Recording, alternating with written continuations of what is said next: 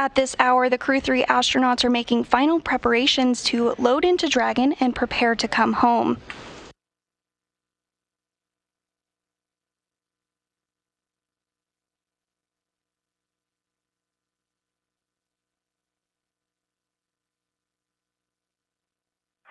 SpaceX Endurance, Lyle Cartridge 2, unsealed and installed at time 0305. Copy that, Kayla. 0305, Lyle Cartridge 2 installed.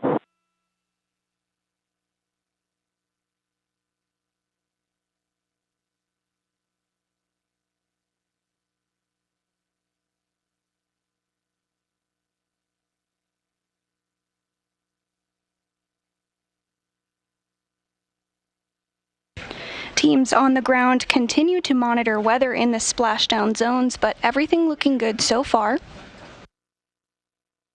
And the ground teams have also been performing a number of checkouts in addition to watching weather, such as heat shield inspection, suit evaluation, seat actuator checkouts, prop checkouts, and of course cargo loading.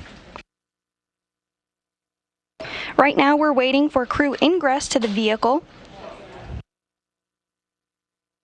And hatch closure is scheduled for a short time from now at 10:20 p.m. Central Time, 11:20 p.m. Eastern Time.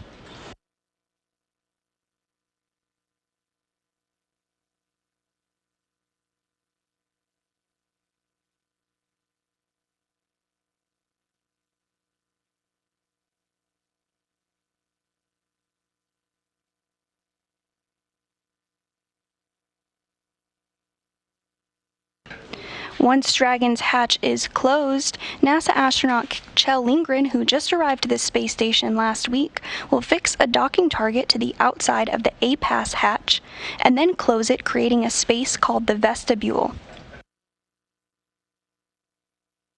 He'll then make his way out of the pressurized mating adapter, and then once the hatches are closed, a ground command will be sent to open valves on Dragon to begin depressurizing the vestibule. This will bring the pressure close to that of a vacuum, but at about 5 pounds per square inch of pressure, checks will take place before finishing depressurization.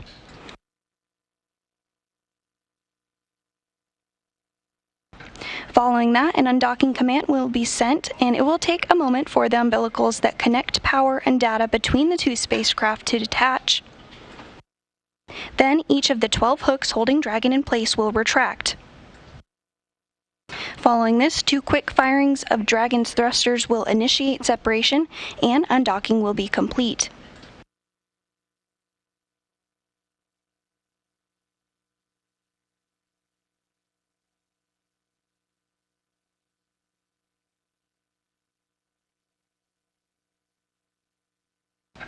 And this shot here of European Space Agency astronaut Matthias Maurer alongside, on his left, European Space Agency astronaut Samantha Cristoforetti, as well as NASA astronaut Jessica Watkins. He's suited up, saying his last goodbyes before he ingresses the Dragon ahead of hatch closure.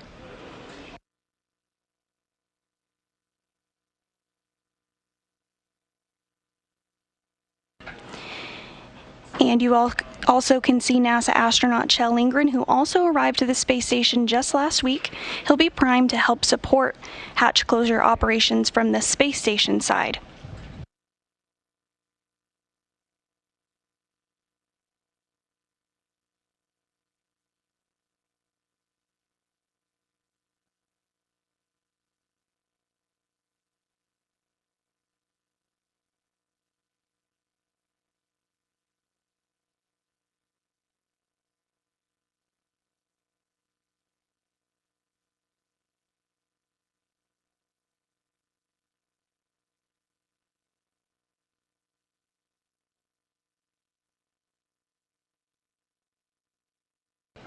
Final preparations continue ahead of hatch closure this evening, including loading up some last-minute cargo that Kjell is assisting with.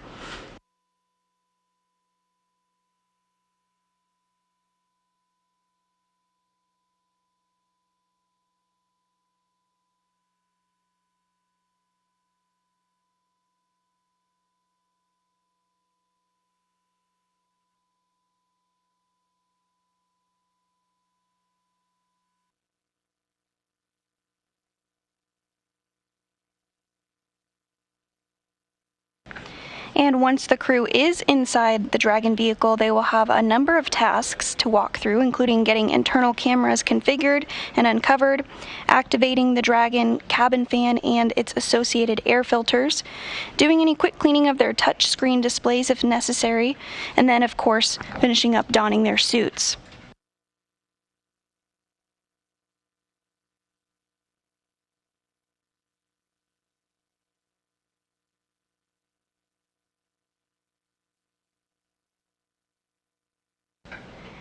And in this view, you can see NASA astronaut Rajachari on the left of your screen, as well as NASA astronaut Tom Marshburn, with Matthias Maurer floating in as well as they get into their suits ahead of hatch closure.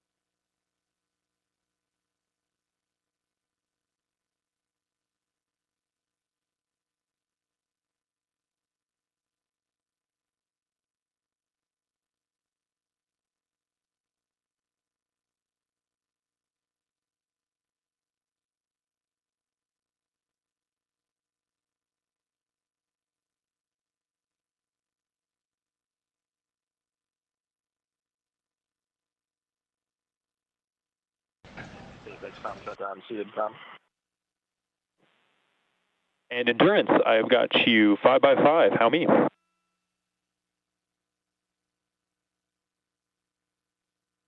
Have you line clear on the big loop as well? Switch it over to Dragon to ground check there.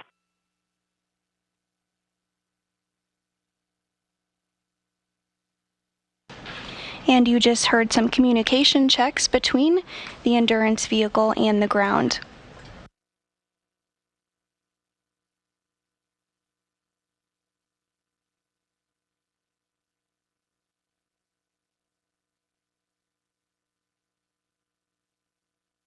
Again, Crew 3 is just stepping through some final procedures ahead of hatch closure, which should take place here shortly. Currently, inside the Crew Dragon Endurance is NASA astronaut Rajachari, NASA astronaut Tom Marshburn, as well as European Space Agency astronaut Matthias Maurer. Kayla Barron will be entering into the Dragon here shortly. She's just wrapping up some final goodbyes with European Space Agency astronaut Samantha Christopheretti, NASA astronaut Jessica Watkins, as well as NASA astronaut Kjell Lindgren. Won't have Dragon to ground here. I can give you a call up as soon as we see that connection on there and do that test for the audio connection.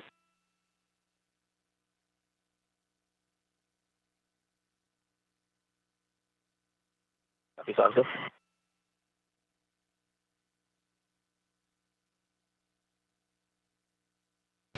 Kayla Barron making her way into Crew Dragon Endurance after a 6-month mission aboard the orbital outpost.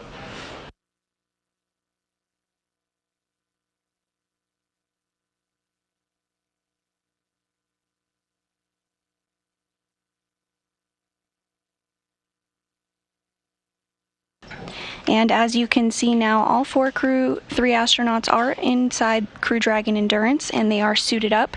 Those suits will be worn during all the dynamic phases of flight, including undocking, departure, and the deorbit burn through splashdown.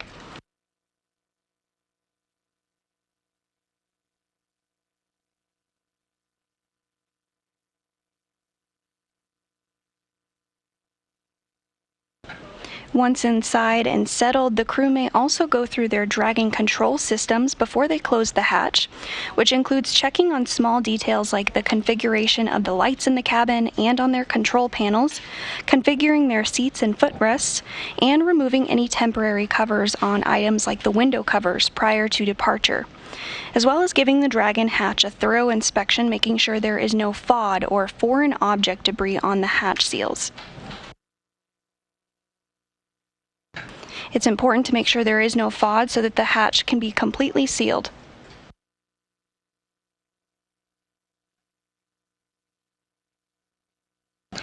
just minutes away from hatch closure, and once that hatch is sealed, we'll be able to step through the next procedures ahead of undocking, including depressurizing the vestibule between the station and Dragon.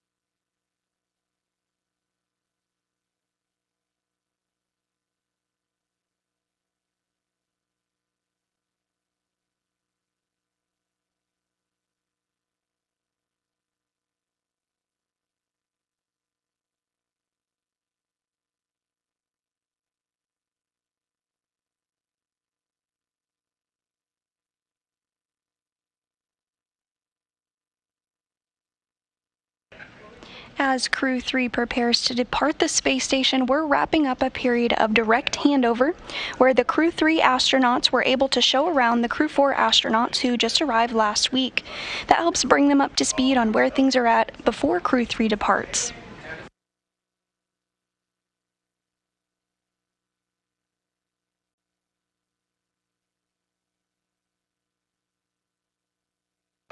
And NASA astronaut Kayla Barron will be preparing to close the Dragon hatch here shortly.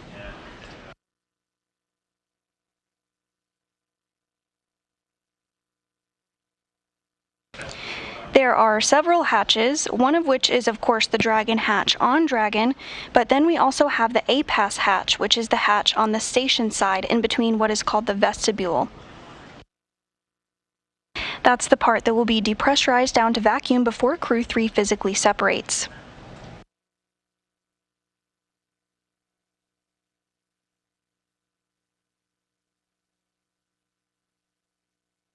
Some final fist bumps as Crew-3 prepares to close the hatch.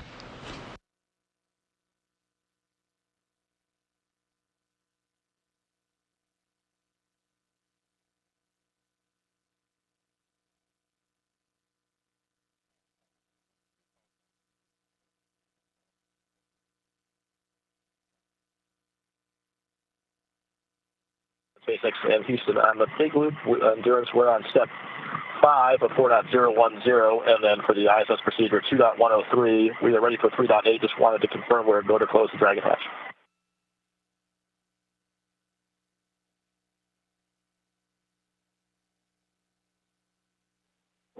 And copy that, Raja. So we are with you in your steps in 4.010 and are confirming that you do have a go to close the forward hatch.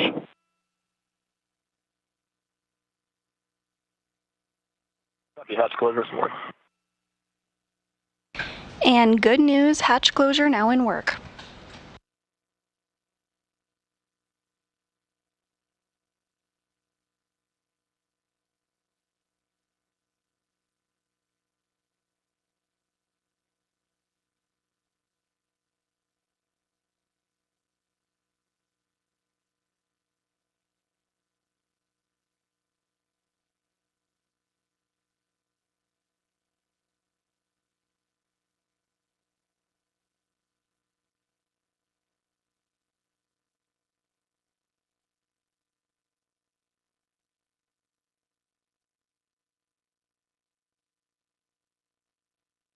SpaceX Endurance on the big loop, forward hatch is closed. And copy that, Dragon. You'll see the flight computer state change here shortly. Once it has changed, that will be the go for Kayla to complete some of those tasks in location 1.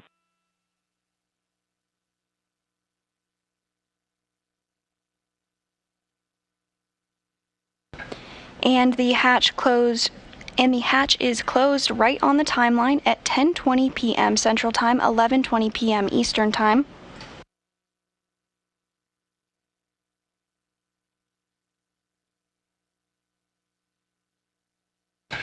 Now that Crew-3 is inside the Dragon, they will continue configuring Dragon ahead of an undocking later today.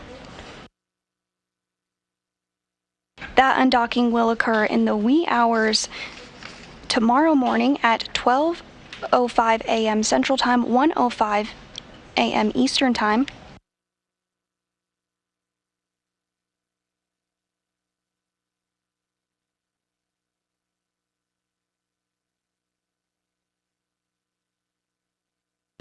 Again, the hatch on Dragon has been closed, and in a few minutes, the APAS hatch on the station side will be closed.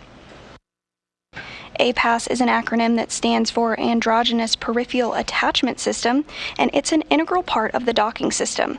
A docking target is also attached that will be used to fine-tune the alignment for an approaching spacecraft. Of course, this is not required for today's undocking, but will need to be there for the next spacecraft docking to this port.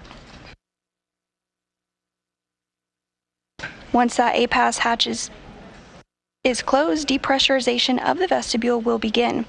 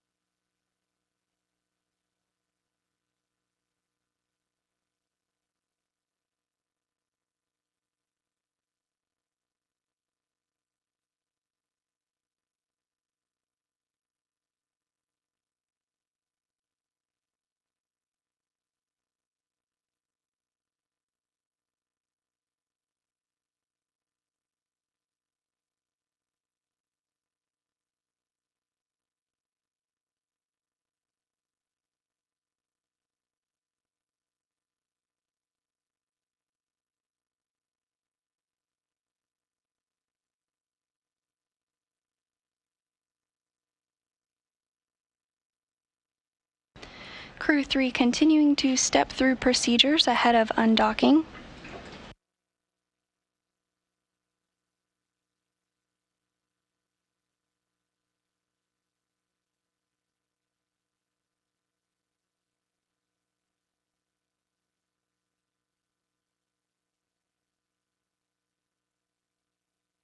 And with Endurance hatch successfully closed at 10:20 p.m. Central Time, and all 4 Crew-3 astronauts inside, which includes NASA astronauts Rajachari, Tom Marshburn, and Kayla Barron, as well as European Space Agency astronaut Matthias Maurer.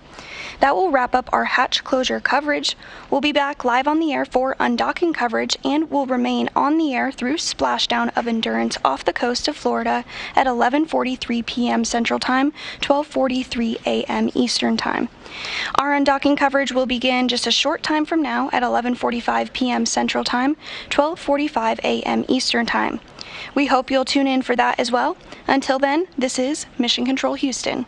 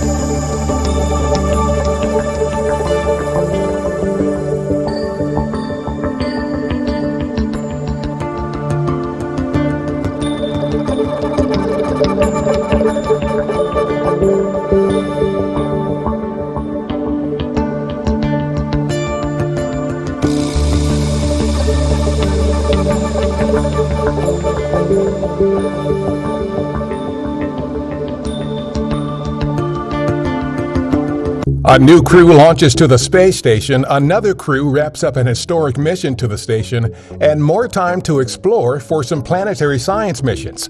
A few of the stories to tell you about this week at NASA. On April 27th, the astronauts of NASA's SpaceX Crew-4 mission launched to the International Space Station from our Kennedy Space Center in Florida. Later the same day, NASA's Kjell Lindgren, Bob Hines, and Jessica Watkins, along with Samantha Cristoforetti of the European Space Agency, arrived at the station on board the SpaceX Crew Dragon spacecraft that they named Freedom. This is the fourth space station crew rotation mission to fly on a SpaceX Crew Dragon spacecraft as part of the agency's commercial crew program. The crew of Axiom Mission 1, the first all-private astronaut mission to the International Space Station, wrapped up its time on the orbital outpost on April 24th. The four-person crew, led by Commander and former NASA astronaut Michael Lopez Alegria, safely returned to Earth on April 25th with more than 200 pounds of science and supplies, including some NASA experiments and hardware. The planetary science missions of 8 NASA spacecraft have been extended for at least 3 years.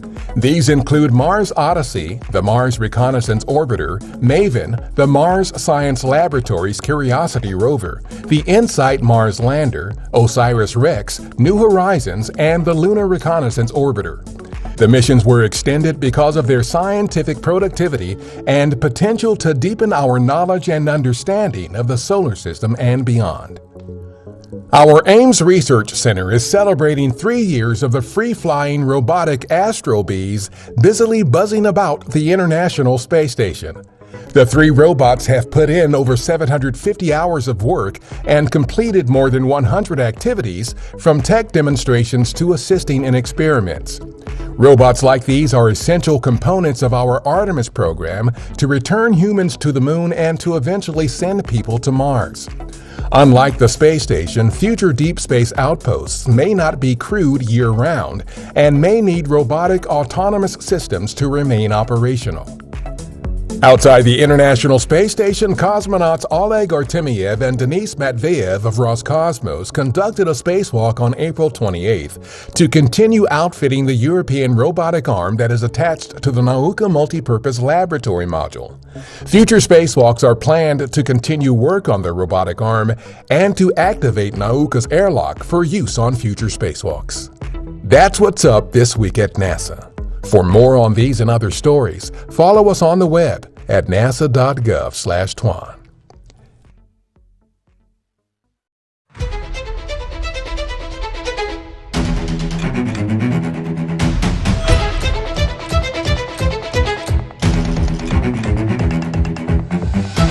And liftoff. 5, 4, 3, 2, 1, 0.